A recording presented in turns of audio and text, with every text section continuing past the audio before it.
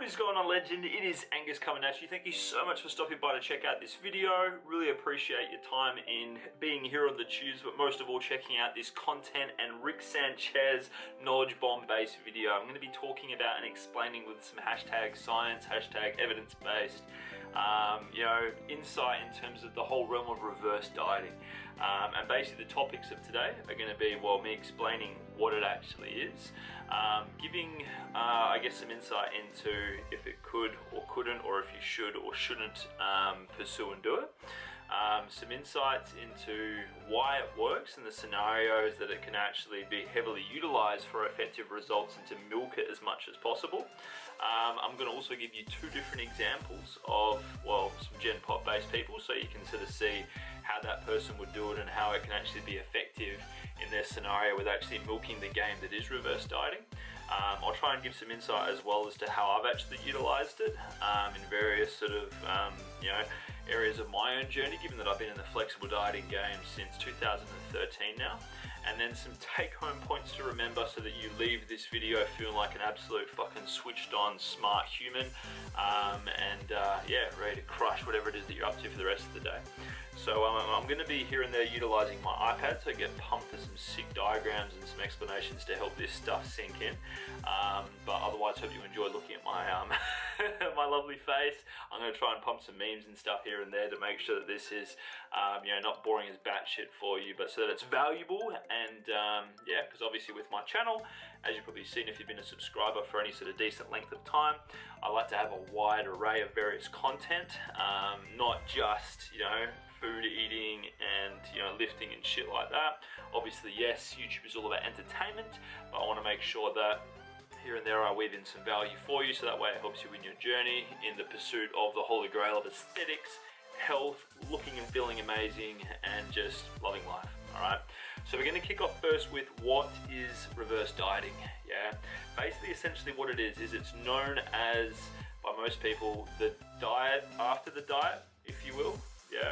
Or as I like to call it, a diet that goes backwards, where you kind of gradually add more calories to what you've been eating, which usually in most people's case is they've been in a deficit for an extended period of time.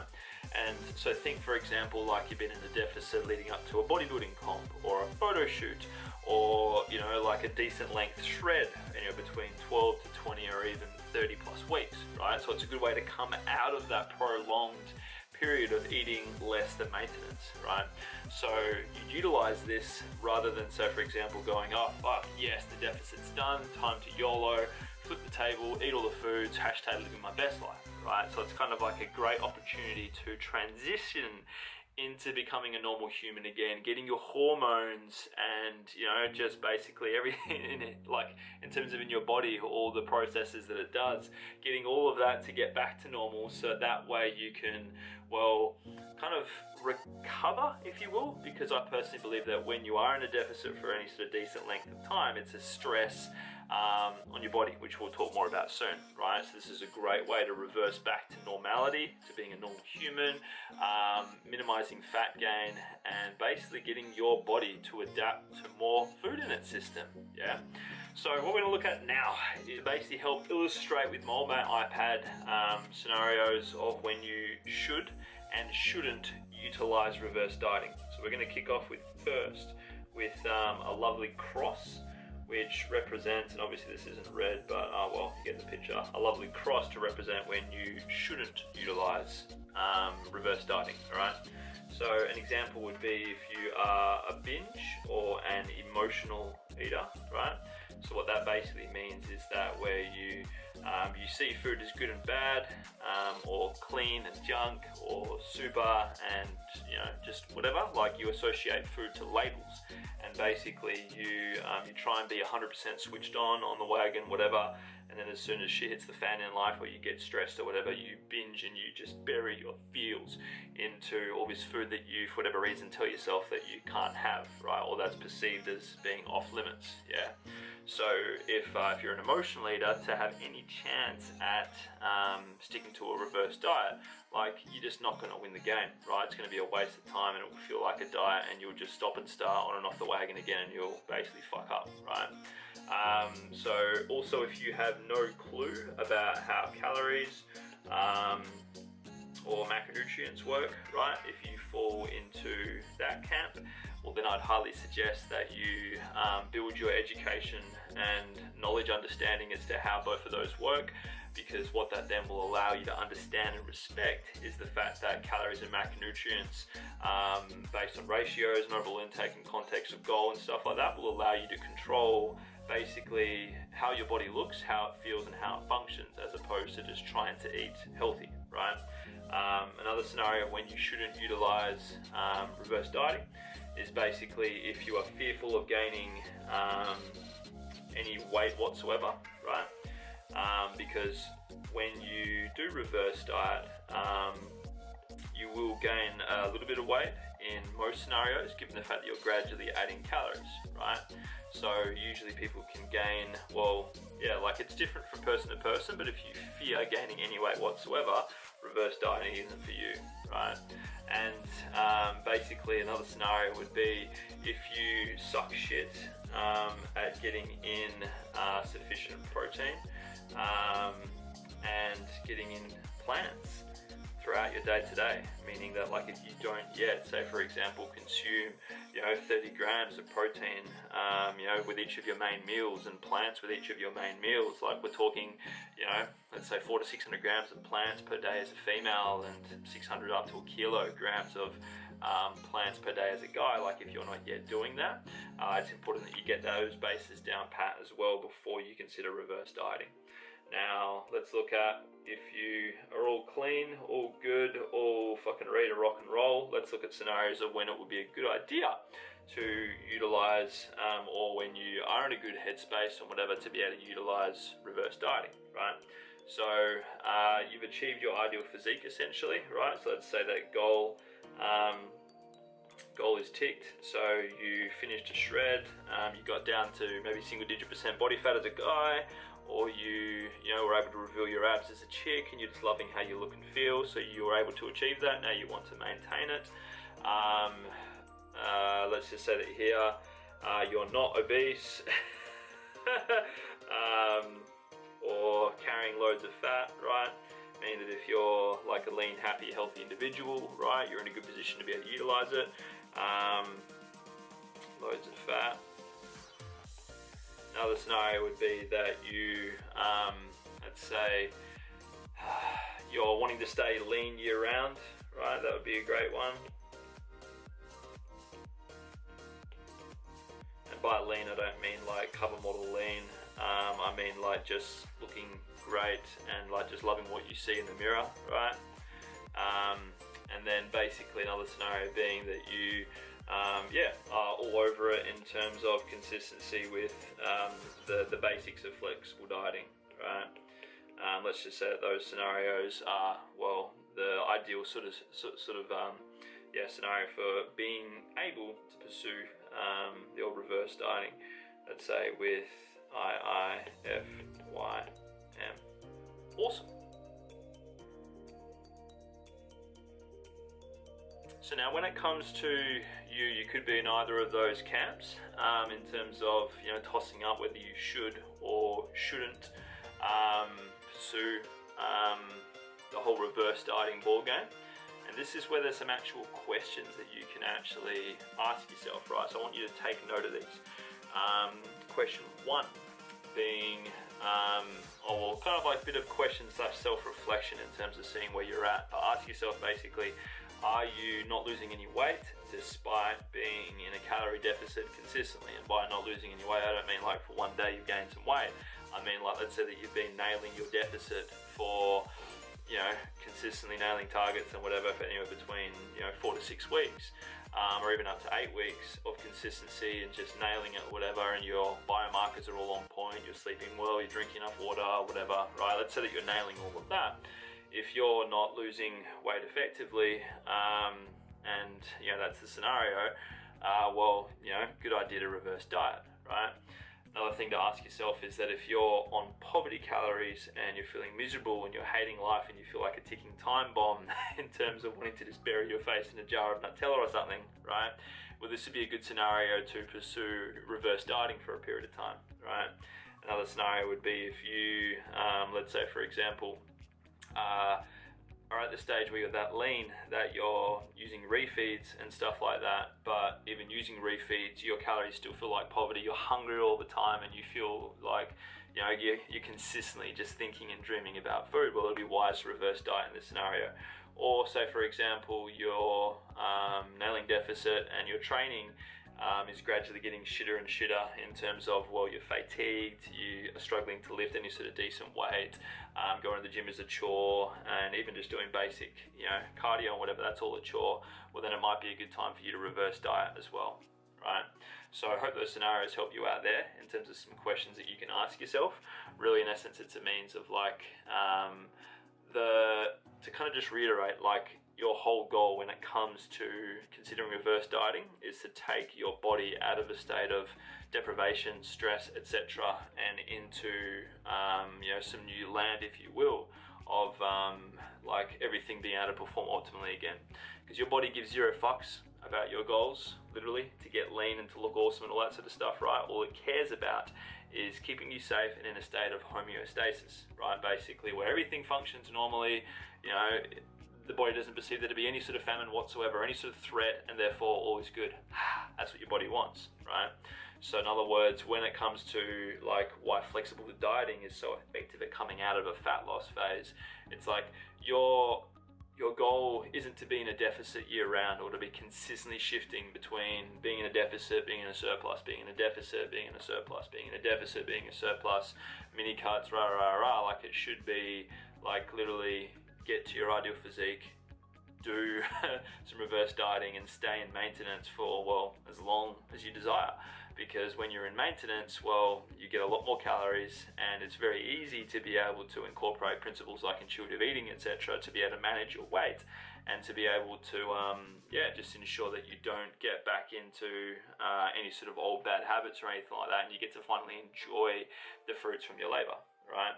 Because the thing is that, well, when you're in a deficit, hormones and everything like that aren't going to be able to function normally. This is why you get fatigue, why you get you know, like moody, you struggle to focus, all that sort of stuff. I know that when I was coming into comp, this stuff was real, and yeah, like, you become kind of like a different person when you're just deep into a deficit. But obviously it's not healthy to do that for extended, really long periods of time. Knowing how to manipulate calories and stuff like that is a great skill to have up your sleeve. So understand that when it comes to you know, the whole reverse dieting thing, a lot of people don't think it's going to work for them because they think their metabolism is too fucked, right? So what we're going to look at now is just briefly touch on what compromises your metabolism and help you to understand how you can actually not necessarily manipulate it, but improve it irrespective of whatever age you're at or stage in the training game you're at also. So here we have what compromises your metabolism, demonstrated or represented in the form of a kick-ass pie chart, right? So let's check out what compromises the bulk of what dictates whether you're going to have a fairly fast or a slow metabolism, and that is something known as your basal metabolic rate. This is something that basically a lot of people are not really looking after too well because of their basically shit lifestyle choices and their inconsistency to stick to anything for any decent length of time, right? The other component that compromises a very large hunk of your metabolism is what's known as non-exercise activity thermogenesis, right?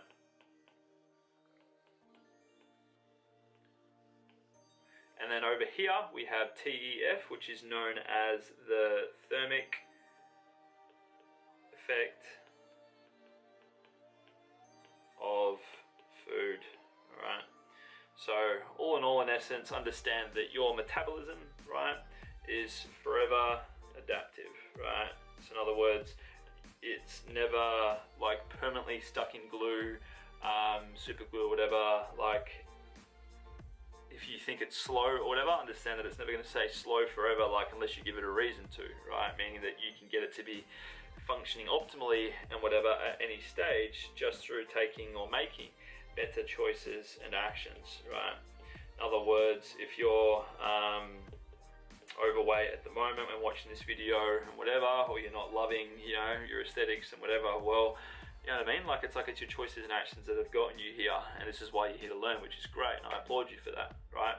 So BMR, understand this refers to kind of like everything that makes up your body, you know, your organs, your internal processes, whatever. Like, it's something that will dictate the bulk of your metabolism, and a huge mistake that people make is that they eat below, oops, let's zoom in a bit more, eat below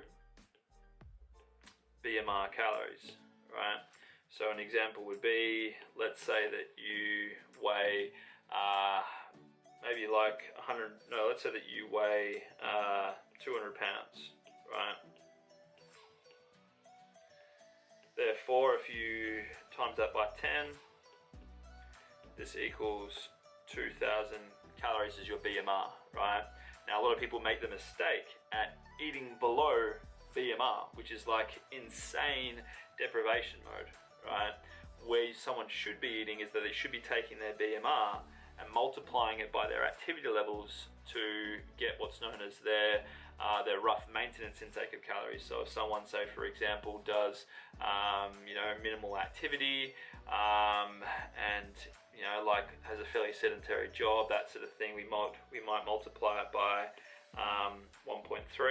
And in this sort of scenario, if I'm pulling out old mate calculator on my laptop, if we've got 2,000 as someone's actual BMR, right, and you multiply that by 1.3, yeah, this equals 2,600 calories, right? Meaning that, well, if someone's looking to basically find their maintenance intake so they know how they should reverse diet, well, this would be the goal amount of calories that they're trying to get to, right? But then when someone, say for example, is trying to find their safe calorie deficit, well, then what you'd probably do is you'd go like this, you'd maybe take off 10 to 20%, right? Oh, 10 or 20%, right? And then that would actually be your calorie deficit. So 10%, let's say for example, you're taking off that would mean you take away 260, which means that you've got, let's say 23, that means you got 2340, I believe, as your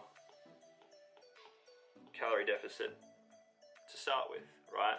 So when people eat below their BMR, well, it's like, this is where their shitty slow metabolism gets built and whatever, because, well, the body's adapting to that shitty intake or whatever, and therefore that over time will become their new well, basal amount of calories, right? So just be aware of that, right?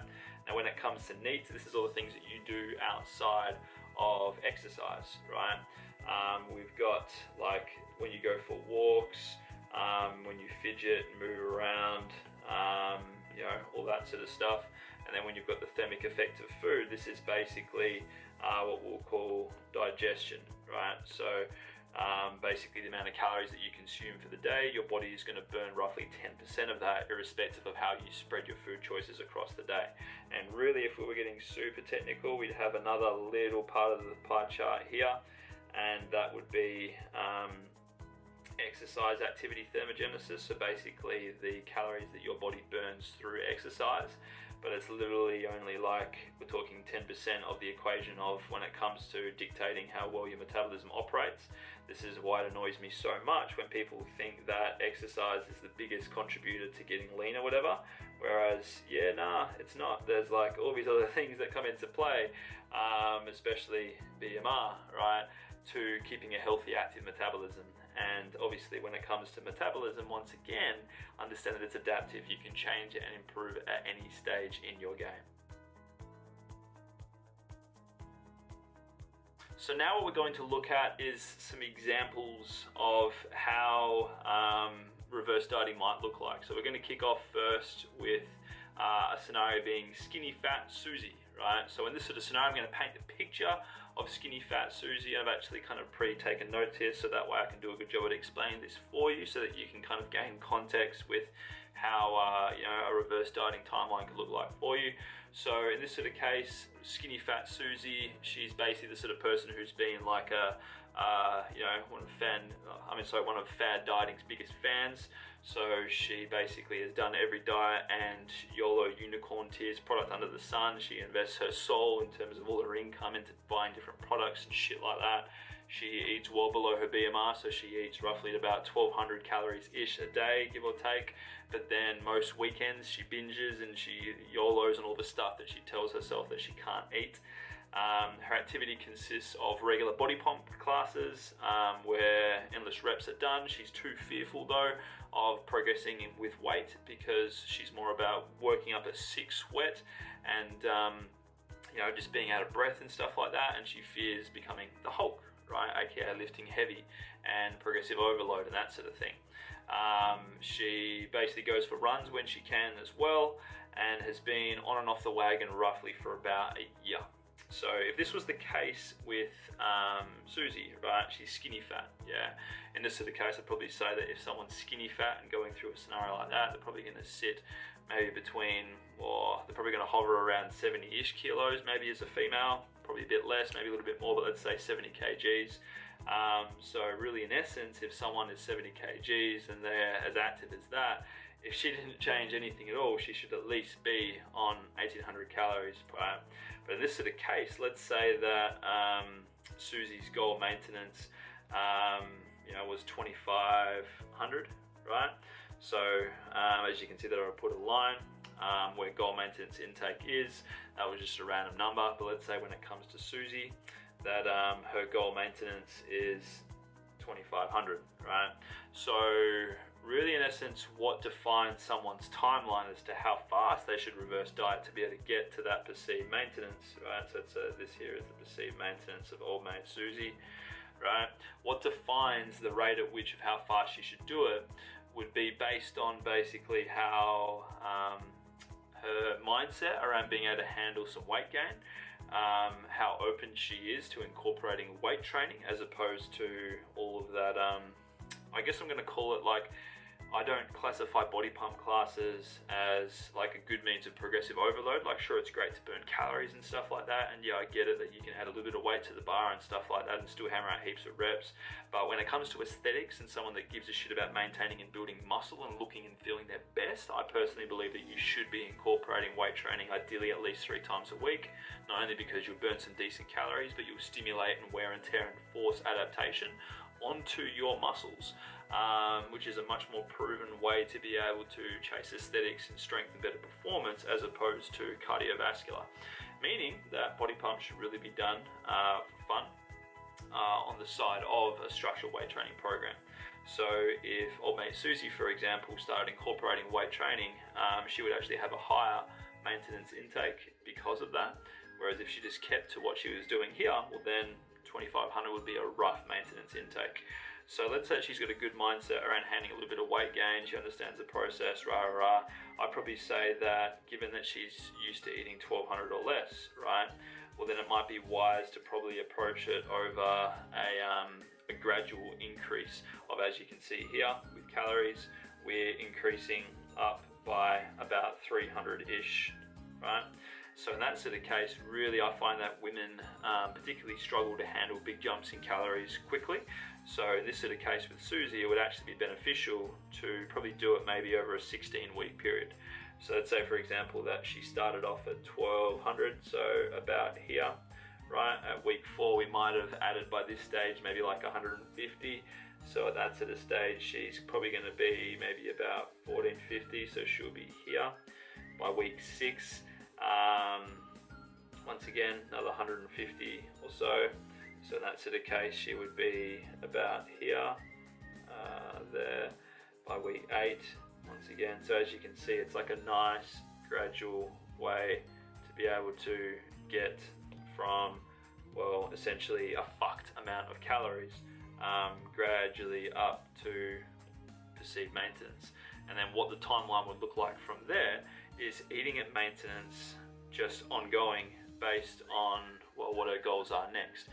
And really, in essence, once I've gotten someone to maintenance, the goal is to be able to start increasing performance, getting them stronger now that they've got these more calories in the system, and just incorporating more and more different foods into their food choices so they can really start to maximize the power that is food variety, and really enjoying the perks of, well, essentially nailing flexible dieting.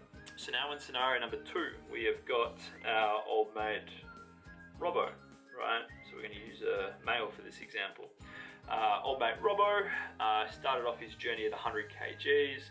He does 10,000 steps a day, given that his job is very sedentary and he sits at a desk, so getting in more movement is obviously beneficial for Robbo to promote better blood circulation and just to get more movement and improve his cardiovascular health. Robbo lifts 3 times per week. Started off his journey, old mate Robbo did it 2,500 calories over here. He is now at 85 kgs, which is absolutely awesome for old mate Robbo. Did that over a period of 20 weeks with no refeeds, and is now on 2,050 calories. So started off there, is now down to here in terms of where he's actually at. So in this sort of sense, Robbo is down to 85, so he's got a decent set of aesthetics about him.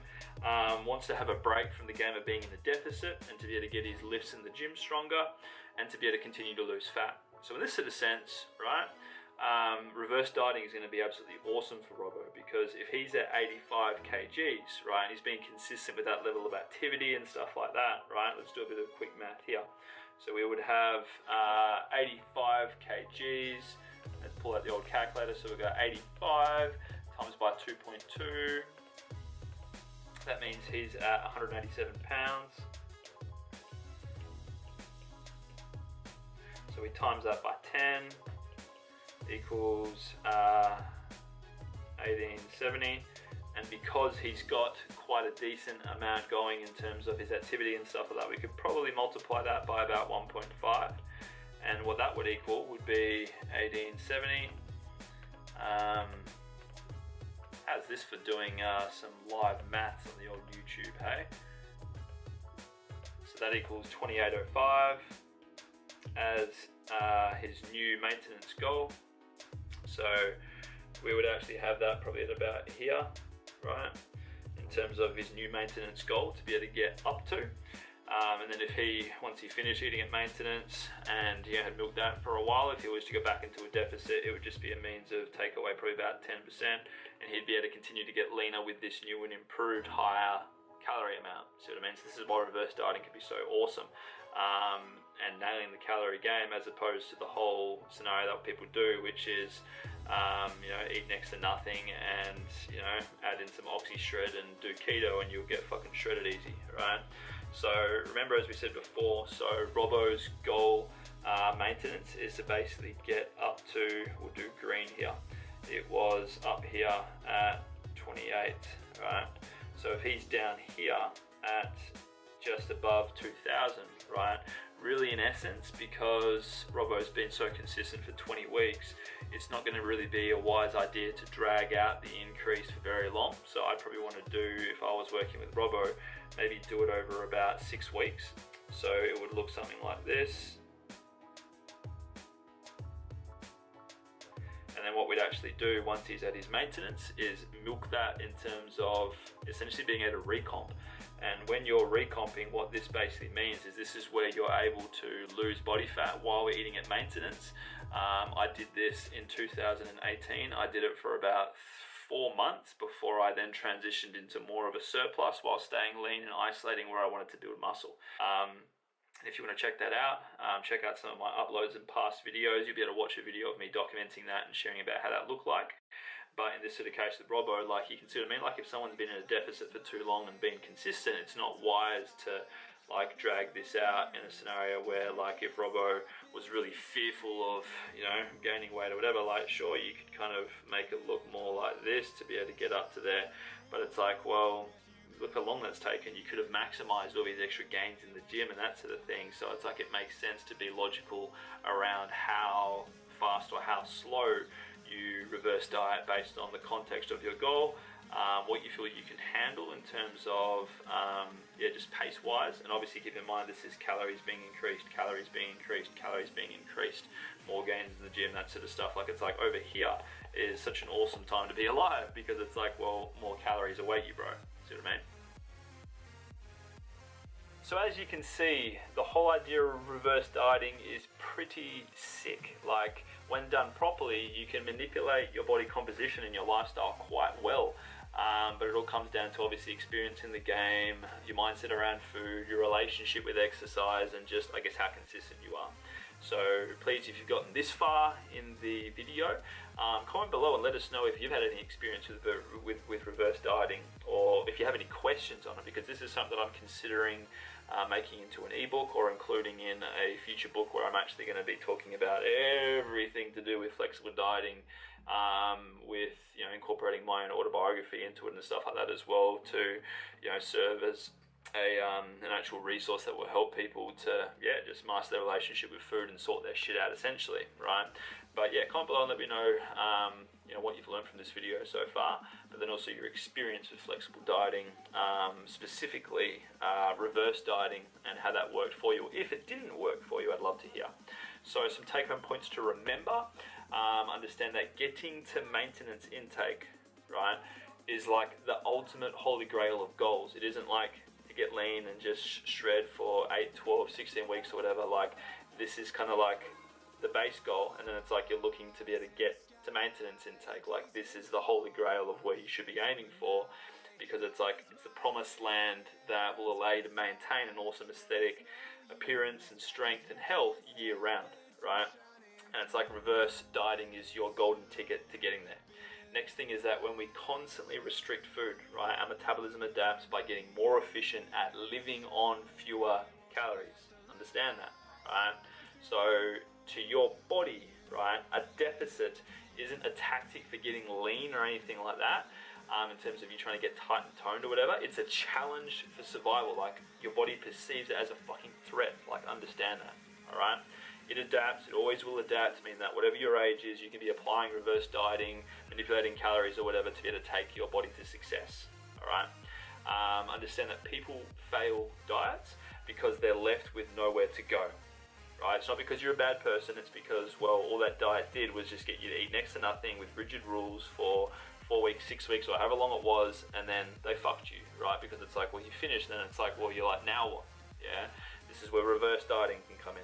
Learning its principles can allow you to be able to, well, yeah, not essentially fall back into the hole and then looking for the next diet, all right?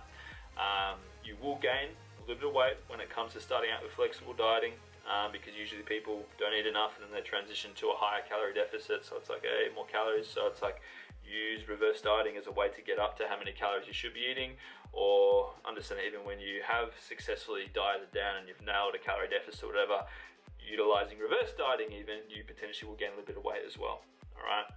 So be okay with that. Understand there's no right or wrong timeline, as we went through the examples before. It's just about knowing you, backing yourself, and trusting yourself through the system that is, well, yeah, just milking the timeline as opposed to what you know that you can handle. When it comes to like that, keep in mind that it's like, well, you could utilize a fairly aggressive approach and do it really quickly, or you could do it more sort of chilled way, in terms of like where you might even add 50 to 100 calories a week over, you know, a very long period. It's up to you. There's no right or wrong way.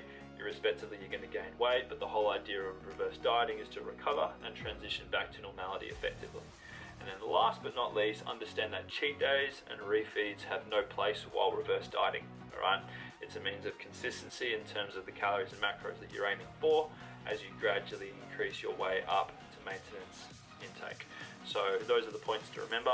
Really hope you gained some value from watching this video. It's been really, really fun to hammer out for you and provide some value on something that is a topic that isn't really touched on too much. Everyone seems to think that, well, hey, like, it's all just about fucking eating in a deficit and whatever, but it's like no one really talks about this. So, hey, if you're new to the channel, and this is one of the first videos of mine that you've seen, would highly suggest that you subscribe if you want to learn more about flexible dieting, strength training, all that sort of stuff, while watching me eat and various other cool videos. And hey, if you're a returning subscriber, let me know what you found valuable. I'd love to hear. And most of all, hey, like, if you're not following me on social media, well then what the fuck are you doing? Like, I'd love to have you sharing my journey and add even more value to you on a day-to-day basis. because obviously on YouTube I upload videos 1 to 2 times a week, whereas when it comes to my social media, my Facebook or my Instagram, I am on there daily. So that means, well, hey, if you're following me on there or some other sites, or even on MyFitnessPal, it'd be awesome to have you share my journey and add value to you there. And last but not least, hey, understand that if you value this content, there's a way for you to get more in-depth content, whether it be in actual course format or ebook format. That's what the links below in my description of this video are all about. Check out them. And hey, if you know that you need someone to share in the trenches with you who just is a fucking Pokemon master, Yoda, Rick Sanchez, fucking Super Saiyan God at this stuff to help you just decipher it all and master it properly, I would highly suggest that you click one of the links below, and that will take you to a page where you can actually check out what my coaching is all about. Obviously it's online, so that allows me to coach and mentor and share in the journey with people all around the world. So it's a means of, well, if you check out that and you vibe with what I'm about and you think it could be a match for your needs, you'll be able to book in a free chat with me and we can discuss to see if what I do is a perfect match for what you need to help you sort your shit out and just dominate this game and love every single second of it through making food and exercise work for you. But once again, big love, thank you so much for watching, and I'll see you next time in the YouTube world. Peace.